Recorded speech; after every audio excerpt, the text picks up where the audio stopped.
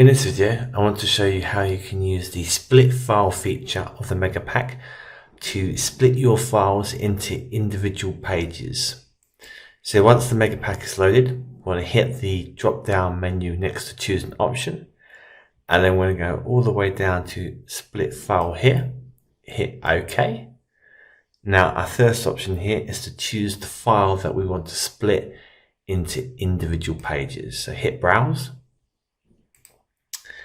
And then I'm going to go into this folder here, and then down here we can choose between PowerPoint files, OpenOffice files, and PDF files. Now where this feature may come in handy, for example, is if you create a batch of cover files in PowerPoint, OpenOffice, or Canva, and then you save it in one file, one PDF file or one PowerPoint file. This will enable you to quickly separate the files into individual files. So I'm just going to hit PDF files here, and I'm just going to use this interior barbecue interior log as an example. Hit open, and then our next option is we can select a page range.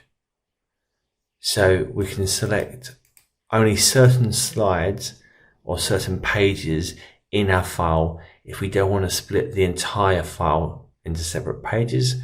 For this example, I'm just going to start at 1, and then I'm going to go all the way to the end, 110. And our final option here is to choose the folder that we want to save our split pages in. So hit browse,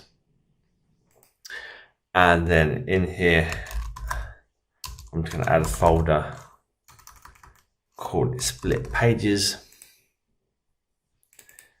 and then select folder, hit OK, and then just like that we're done.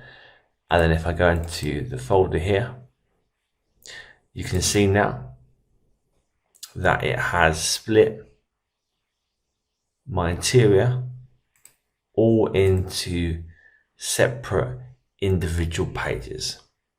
I hope this quick introduction to the split file feature of the Mega Pack helps you. Thank you for watching.